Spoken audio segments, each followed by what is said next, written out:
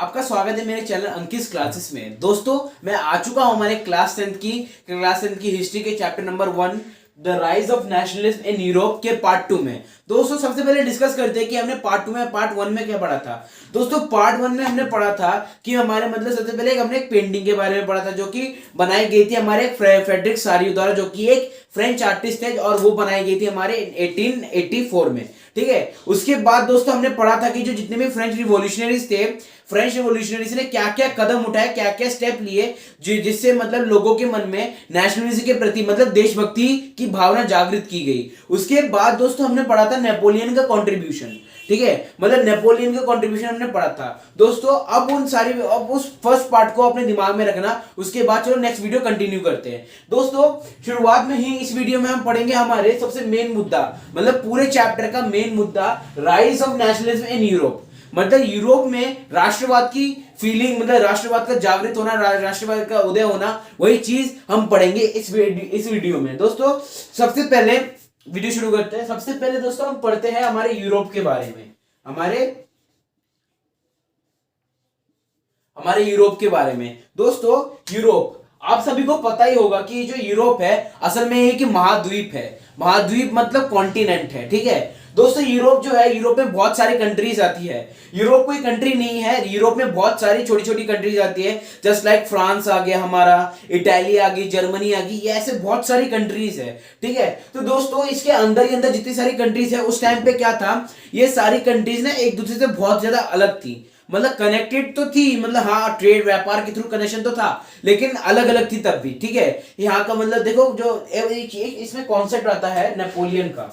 ठीक है, हमने पढ़ा था हमने 9th क्लास में भी पढ़ा था कि जो नेपोलियन था, नेपोलियन को हरा दिया गया था वाटरलू के बैटल में, जो कि हमारा हुआ था 1815 में। 1815 वाटरलू के बैटल में हमारे नेपोलियन को हरा दिया गया था। ठीक है, तो दोस्तों नेपोलियन मैंने आपको बताया था कि नेपोलियन ने 1815 में क्या, मतलब 1850 से पहले, उसके मरने से पहले क्या क्या चीजें उसने करी थी। एडमिनिस्ट्रेटिव फील्ड में, मतलब जो हमारा इकोनॉमिक फील्ड है, उसमें उसने बहुत सारे कदम उठाए थे, बहुत सारी चीजें चेंजेस करी थी। लेकिन दोस्तों ये डेट याद रख लेना, 1815। ठीक है, लेकिन 1815 के टाइम पे जब उसको हरा दिया गया, जब नेपोलियन को हरा दिया गया था 1815 में, तो एक ट्रीटी हुई। ट्रीटी मतलब एक समझौता हुआ, जिसे ट्रीटी ऑफ वियना कहते हैं। ट्रीटी ऑफ वियना, ये भी नाम याद रख लेना दोस्तों।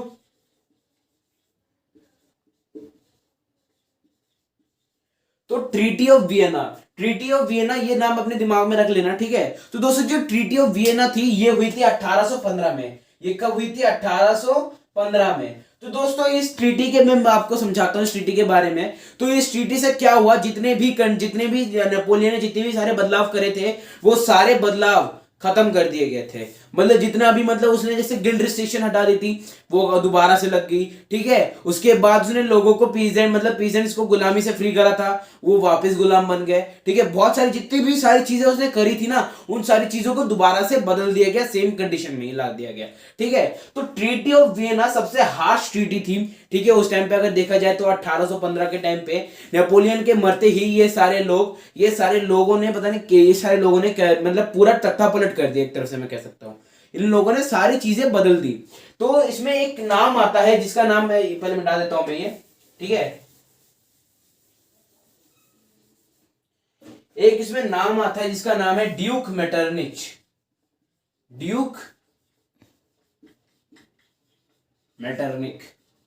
ठीक है, तो दोस्तों जो ड्यूक मेटरनिक असल में चांसलर थे हमारे ऑस्ट्रिया के। ये क्या थे? ये थे हमारे चांसलर ऑफ ऑस्ट्रिया। ये चांसलर थे हमारे ऑस्ट्रिया के। दोस्तों चांसलर का मतलब जिनको नहीं पता है मैं बता देता हूं। चांसलर का मतलब होता है हमारा एक ही कंट्री का हेड। ठीक है, एक राज्य का, एक देश का हेड, जिसे चांसलर कहते हैं। चांसलर, प्राइम मिनिस्टर, ड्यूक, ऐसा कह सकते हैं। तो ये ड्यूक मेटरनिक थे, ड्यूक मेटरनिक ने ही ये ट्रीटी बनाई थी। ठीक है, ये याद कर लेना अगर कोई पूछे, ये ट्रीटी किसने बनाई थी? ये ट्रीटी बनाई गई थी ड्यूक मेटरनिच के द्वारा। ठीक है, उसके बाद सवाल आता है कि इस ट्रीटी में कौन कौन से देश थे। ठीक है दोस्तों, अभी बताता हूं इस ट्रीटी में कौन कौन से देश थे। तो सबसे उससे पहले ये चीज क्लियर कर देता हूं। तो ड्यूक मेटरनिक था, ड्यूक मेटरनिक ने क्या किया, ट्रीटी ऑफ वियना साइन करवाई थी। लोग बहुत सारे कंट्रीज थे जिनमें आते थे हमारे इटली, उसके बाद जर्मनी, उसके बाद फ्रांस, ये 3 कंट्रीज इस ट्रीटी में आती थी, ठीक है। तो ये इन 3 कंट्रीज ने इस ट्रीटी को साइन किया गया, और इस ट्रीटी का क्या प्रभाव पड़ा वो बताते हैं।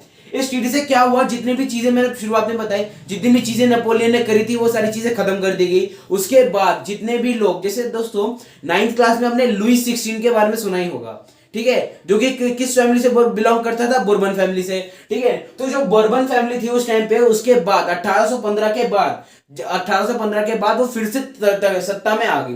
सत्ता में आ गई मतलब वो फिर से गवर्नमेंट बना, मतलब सरकार बन गई। राजा के तौर पे बोर्बन फैमिली से एक और राजा बिठा दिया गया, ठीक है। तो उस टाइम पे मतलब जितनी सारी चीजें की गई थी, सारी चीजें बदल दी गई। एक तरह से कह सकते हैं जो 1815 का टाइम था, 1815 का टाइम बहुत ही बेकार टाइम था उस टाइम पे, और ये जो ट्रीटी ऑफ वीना थी सबसे हार्श ट्रीटी थी, ठीक है। दोस्तों मैंने आपको चीज समझा दी। दोस्तों nationalism in Europe, nationalism in Europe, दोस्तों नेशनलिज्म का मतलब क्या होता है, राष्ट्रवाद होता है। तो दोस्तों एक कंट्री में नेशनलिज्म की फीलिंग और नेशनलिज्म का कॉन्सेप्ट कैसे जा सकता है, ये जो नेशनलिज्म होता है इसका कॉन्सेप्ट लोगों के मन में, लोगों के मतलब हर एक आदमी तक कैसे पहुंचा सकते हैं। दोस्तों इसमें सबसे पहले हमारे आते हैं बुक्स, ठीक है, किताबें। लोग जितना भी पढ़ते हैं, लोग पढ़ के क्या करते हैं, उस चीजों को अपने आम जिंदगी पे लागू करते हैं। जैसे देखो सपोज मैं कोई एक साइंस का मैंने फॉर्मूला पढ़ा, ग्रेविटेशन मैंने पढ़ी, ठीक है। तो ग्रेविटेशन पढ़ने के बाद मैंने क्या किया कि सर न्यूटन ने एक एप्पल के गिरने से ग्रेविटेशन का डिस्कवरी की, ठीक है। तो उसको मैंने अपने रियल लाइफ में लागू किया। मैंने किसी पेड़ के सामने खड़ा हो गया और वहां से अगर वो एप्पल दोबारा से गिरता है तो इसका मतलब वो ग्रेविटेशन की वजह से गिर रहा है, ठीक है, चीज समझ में। तो दोस्तों जब नेशनलिज्म की फीलिंग थी, इसके हार्ट एंड सोल, इसकी हार्ट एंड सोल मतलब लोगों तक पहुंचाने के लिए इसके हार्ट एंड सोल थी हमारी किताबें, ठीक है। अब जब किताबें हार्ट एंड सोल है तो किताबों को लिखने वाले कौन होंगे, ठीक है। तो दोस्तों उस टाइम पे नेशनलिज्म की फीलिंग पूरे ऑल ओवर द यूरोप में फैलाने के लिए बहुत सारे थिंकर्स थे, मतलब बहुत सारे सोशल थिंकर्स थे, मतलब जो सोचने वाले होते हैं। सोचने वाले मतलब कौन होंगे सोचने वाले, ठीक है, जिन लोगों को मतलब इन सारी चीजों की डीप नॉलेज होगी, जो इन सारी चीजों से जूझे होंगे, मतलब इन सारी चीजों का सामना किया होगा, या फिर उन लोगों ने उस चीजों का अच्छी तरीके से डिटेल स्टडी की होगी उनके ऊपर, वही तो किताब लिख पाएंगे, ठीक है।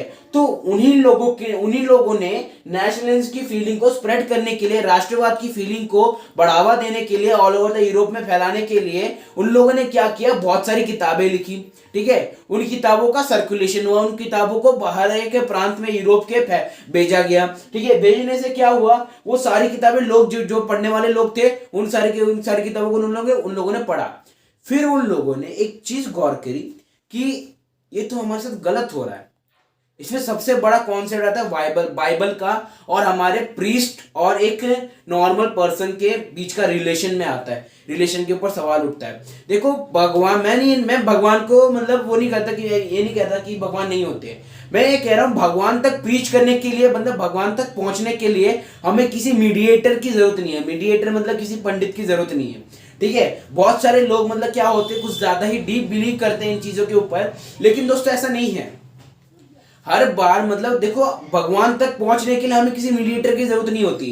भगवान तक हम ऐसे ही अपने हमने हाथ जोड़ के मन से प्रार्थना करी तो वो अपने आप वो दुआ भगवान तक पहुंच जाती है। ये नहीं कि यज्ञ करके, हवन करके, बलि चढ़ाकर, ऐसी सारी चीजें करके मतलब वो काम हो जाता है, ठीक है। ऐसी चीजें हम नहीं करते, ठीक है। तो इन्हीं चीजों के बुकों का सर्कुलेशन हुआ, और इसी चीज से ये rise of nationalism in Europe का कॉन्सेप्ट डेवलप हुआ, ठीक है। और आप एक चीज सोच रहे होंगे कि सारे तो पढ़ने वाले लोग नहीं होते, हर एक बंदा पढ़ा लिखा नहीं होता, हर एक सोसाइटी में हर एक बंदा पढ़ा लिखा नहीं होता। तो जो अनपढ़ लोग थे, जो पढ़े लिखे नहीं थे, उन लोगों तक ये सही इसकी फीलिंग कैसे पहुंचेगी। दोस्तों लोग जितना पढ़ते हैं ना, उससे ज्यादा अगर उनको लाइव दिखाई जाए कोई चीज है तो उस चीज को अच्छी तरीके से एक्सपीरियंस करते हैं। तो इनमें सबसे ज्यादा रोल किसका आता है हमारा, इनमें से सबसे ज्यादा रोल आता है हमारा प्लेस का। प्लेस मतलब नाटक का, ठीक है, प्लेस का, ठीक है। तो दोस्तों जो प्लेस मतलब जो नाटक होते थे, नाटक में क्या होता था, सपोज किसी एक बुक के ऊपर वो फिल्म थे। जैसे आपने रामायण के बारे में कितनी रामलीला होती है, ठीक है। तो वो क्या करते, वो एक किताब के ऊपर ही तो है ना, रामायण एक बुक है, रामायण एक एपिक है, उस चीज से वो सारे कॉन्सेप्ट उठाकर वो एक रियल लाइफ में उस चीज को परफॉर्म कर रहे हैं ना। तो वही चीज उस टाइम पे क्या होती थी, ऐसे नाटक किए जाते थे। नाटक से क्या होता था, लोगों के मन में मतलब वो चीज एकदम बैठ जाती थी, डीपली बैठ जाती थी वो।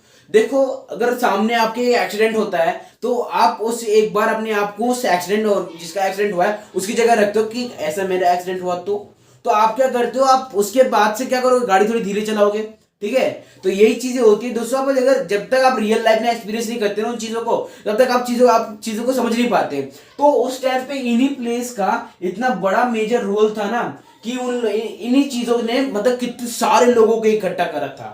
तभी तो फ्रेंच रिवॉल्यूशन हुआ था हमारा। देख दोस्तों, जो फ्रेंच रिवॉल्यूशन का कॉन्सेप्ट है ना, वो बहुत ही डीप है, बहुत ज्यादा बड़ा है। क्यों? क्योंकि वही एक फर्स्ट रिवॉल्यूशन था पूरे वर्ल्ड का, और उसी रिवॉल्यूशन से लोगों के मतलब पूरे वर्ल्ड को concept of rights, concept of अधिकारों के मूल मतलब अधिकारों की आवश्यकता का पता चला कि हमें राइट्स मिलने चाहिए। Right to life, right to property, बहुत सारा राइट टू वोट, ऐसे राइट्स हमें चाहिए। तो इन्हीं राइटों का कॉन्सेप्ट डेवलप होके आता है। ठीक है। तो दोस्तों मैंने आपको अभी तक क्या समझाया, मैंने आपको अभी तक समझाया कि एक तो सबसे पहले बताया कि नेशनलिज्म इन यूरोप, सबसे पहले समझाया यूरोप का कॉन्सेप्ट। उसके बाद मैंने बताया यूरोप आफ्टर 1815।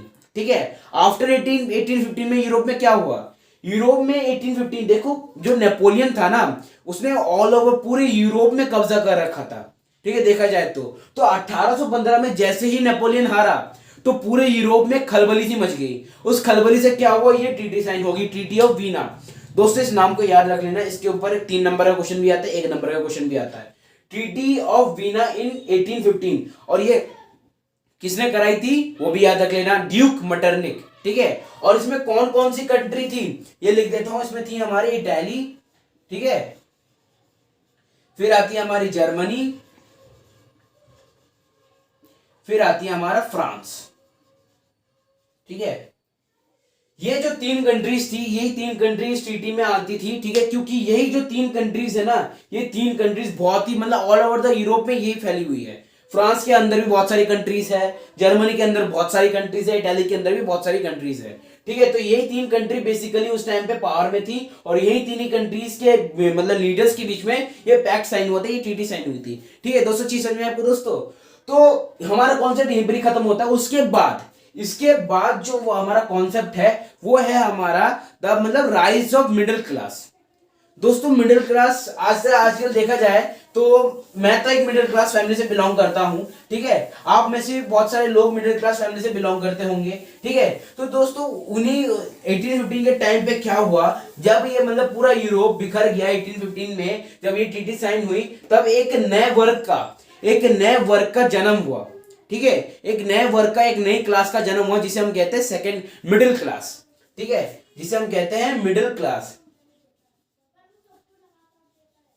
ठीक है। तो दोस्तों ये जो मिडिल क्लास थी, मिडिल क्लास का कॉन्सेप्ट क्या था दोस्तों, मिडिल क्लास में कौन आता है असल में मिडिल क्लास फैमिली में कौन कौन लोग आते हैं। मिडिल क्लास फैमिली में बेसिकली आते हैं हमारे लॉयर्स, हमारे डॉक्टर्स, हमारे पुलिसमैन, ये सारे मिडिल क्लास फैमिली से बिलोंग करते हैं। मानता हूं पोस्ट उनकी हायर है, लेकिन बिलोंग वो मिडिल क्लास फैमिली से ही करते हैं। ठीक है। मैं मिडिल क्लास फैमिली से बिलोंग करता हूं, शायद से आप जो वीडियो देख रहे हैं वो भी मिडिल क्लास फैमिली से बिलोंग करते हो। तो दोस्तों असल में मिडिल क्लास का कॉन्सेप्ट क्या है, इसका ये मिडिल क्लास, इसको मिडिल क्लास क्यों कहते हैं? इसको क्या मध्यवर्गीय लोग हैं हम, क्या हम बीच के लोग चलते हैं ऐसे कि हमारी है तो हाइट छोटी है, अब नाटे से है, मिडिल क्लास में कौन लोग आते हैं?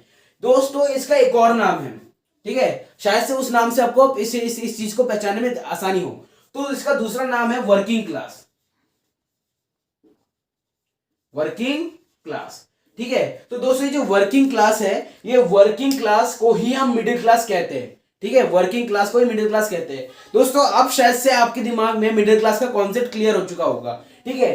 मिडिल क्लास मतलब कौन होते हैं, मिडिल क्लास में कौन लोग आते हैं जो कि काम करते हैं। ठीक है। जो मतलब काम करने जाते हैं वही लोग आते हैं हमारे वर्किंग क्लास में। चीज समझ में आपको दोस्तों? तो यही चीज होती है। वर्किंग क्लास में कौन कौन आएंगे फिर? लॉयर्स काम करते हैं, पुलिसमैन काम करते हैं, डॉक्टर्स काम करते हैं, हमारे जो आर्टिशियंस होते हैं। आर्टिशियंस कौन होते हैं? उस टाइम की बात कर रहा हूं मैं। आर्टिशियंस का मतलब जो कलाकार होते हैं।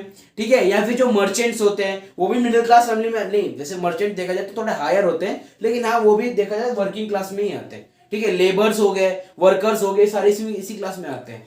तो 1815 के बाद से 1815 के टाइम से ही मतलब ये इसी क्लास का एक अचानक से एक इमरजेंस होने लगा। क्यों? क्योंकि देखो 1815 के बाद से क्या होने लगा, पूरा ऑल ओवर द यूरोप बिखर गया, ठीक है, टूट के बिखरने लगा। तो उस टाइम पे जिन लोगों के पास थोड़े बहुत भी पैसे थे ना, उन लोगों ने क्या कर लिया गया, उन लोगों ने बहुत सारे लेबर्स को हायर कर लिया, क्योंकि 1815 में पूरा वो बिखर चुका था। बिखरने के बाद क्या हुआ, बहुत सारे लोग ऐसे थे जिन लोगों को नौकरी मिल गई। तो उसी टाइम से नौकरी मिलने के बाद से ही इस चीज का इमरजेंस होने लगा। मिडिल क्लास का इमरजेंस तभी हो सकता है जब नौकरी ज्यादा मिले, ठीक है। अगर अभी मुझे नौकरी मिल जाए तो एक मैं मध्यवर्गीय, वैसे मैं अभी भी मध्यवर्गीय ही हूं, और शायद से अगर मुझे नौकरी मिल जाए और उसके बाद मैं कुछ कमाने भी लग जाऊं, तब भी मैं मध्यवर्गीय ही रहूंगा, मतलब मिडिल क्लास फैमिली से ही बिलोंग करता रहूंगा, ठीक है। चीज समझ में आपको दोस्तों? तो ये चीज तो आपको समझ में आ चुकी होगी, मिडिल क्लास का कॉन्सेप्ट तो आपको समझ में आ ही चुका होगा, ठीक है। तो 1815 के टाइम पे मतलब उस टाइम पे क्या होने लगा, यूरोप में एक अचानक से इस क्लास का इमरजेंस हुआ। क्यों? क्योंकि देखो जो भी चेंजेस होते हैं ना सोसाइटी में, वो एक अचानक से होते हैं, वो सडन चेंज होता है, ठीक है। तो ये भी इमरजेंस ऑफ मिडिल क्लास भी एक सडन चेंज था, ठीक है। चीज समझ में आपको दोस्तों? उसके बाद जो हमारा आता है कॉन्सेप्ट, वो होता है कंजर्वेटिज्म का, ठीक है। तो लेकिन दोस्तों ये जो कॉन्सेप्ट है ये हमारे नेक्स्ट पार्ट में हम डिस्कस करेंगे, ठीक है। तो दोस्तों अब हम पढ़ते हैं कि हमने अभी तक इस पार्ट में क्या क्या डिस्कस कर लिया। हमने आज सबसे पहले डिस्कस करा rise of nationalism in Europe, जो कि एक मेन कॉन्सेप्ट था, ठीक है। हमने यूरोप के बारे में पढ़ा। उसके बाद हमने पढ़ा कि 1815 के टाइम पे क्या क्या दिक्कतें थी, क्या क्या चीजें हुई 1815 के बाद। क्योंकि 1815 में ये याद रख लेना दोस्तों, 1815 में नेपोलियन बोनापार्ट, मतलब जो नेपोलियन था वो हार चुका था वाटरलू के बैटल में। कहां पे हार चुका था? वाटरलू के बैटल में, ठीक है दोस्तों। ये चीज समझ में आ गई। उसके बाद हमने पढ़ा था कि ट्रीटी ऑफ वीना है क्या, ठीक है। ट्रीटी ऑफ वीना साइन किसने करी, किन किन कंट्रीज के बीच में हुई, कब हुई, ये चीज हमने पढ़ लिया। और कहां हुई दोस्तों, कहां हुई आपको अभी तक समझ में नहीं आया होगा, लेकिन दोस्तों वो हुई थी हमारे वियना में, ठीक है। वियना, ये जो वियना है ना, वियना जो कंट्री है ये असल में फ्रांस में है। तो वियना में हुई थी ट्रीटी ऑफ वियना, ठीक है। चीजें दोस्तों नाम भी आता है, ठीक है। तो यही चीज हमने यहीं तक ही पढ़ा था। उसके बाद हमने पढ़ा मिडिल क्लास का कॉन्सेप्ट, ठीक है। तो बाकी का जो कॉन्सेप्ट बचा है हमारा कंजर्वेटिज्म का और न्यू अरिस्टोक्रेसी का और लिबरलिज्म का मतलब क्या होता है, ये हमारे नेक्स्ट पार्ट में डिस्कस करेंगे, हमारे पार्ट 3 में डिस्कस करेंगे, ठीक है। तो दोस्तों वीडियो हमारी यहीं पर ही खत्म होती है। तो आपको वीडियो कैसी लगी? अगर आपको वीडियो अच्छी लगी है तो लाइक जरूर करना दोस्तों। अगर आपको कोई दिक्कत है तो डिसलाइक जरूर करना, ठीक है। और अगर मेरी वीडियो में आपको कोई चीज बुरी लगती है तो डिसलाइक बिल्कुल करो, मैं कोई दिक्कत नहीं कर रहा, लेकिन अपनी डिसलाइक करने की एक वजह जरूर लिख के दे देना मुझे। मतलब मैं ऐसे कह नहीं रहा, मैं मतलब रूड बिहेवियर नहीं दिखा रहा, मैं कह रहा हूं दोस्तों आप डिसलाइक करने की वजह बता दोगे मुझे कमेंट सेक्शन में, तो इससे क्या होगा कि मुझे समझ में आ जाएगा कि मैंने गलती क्या करी है, ठीक है। अच्छी समझ आएगी दोस्तों। तो उसके बाद अगर आपको लगता है कि वीडियो अच्छी है और आपके दोस्तों तक ये वीडियो पहुंचनी चाहिए तो शेयर जरूर करना, ठीक है। वो जो शेयर का ऑप्शन है उसको क्लिक कर देना। अगर आपको लिंक कॉपी करना है तो लिंक कॉपी कर देना। बाकी व्हाट्सएप, इंस्टाग्राम, फेसबुक हर जगह पे आप मेरी वीडियो को शेयर कर सकते हैं, ठीक है दोस्तों। उसके बाद अगर आप मेरे चैनल पे नए हो तो सब्सक्राइब जरूर कर दीजिएगा, जो बेल आइकन है उसको ऑल पे कर देना ताकि मेरी वीडियो की नोटिफिकेशन आपको डलते ही मिल जाए। दोस्तों मिलते हैं हमारे नेक्स्ट वीडियो में, नेक्स्ट पार्ट में, तब तक के लिए बाय।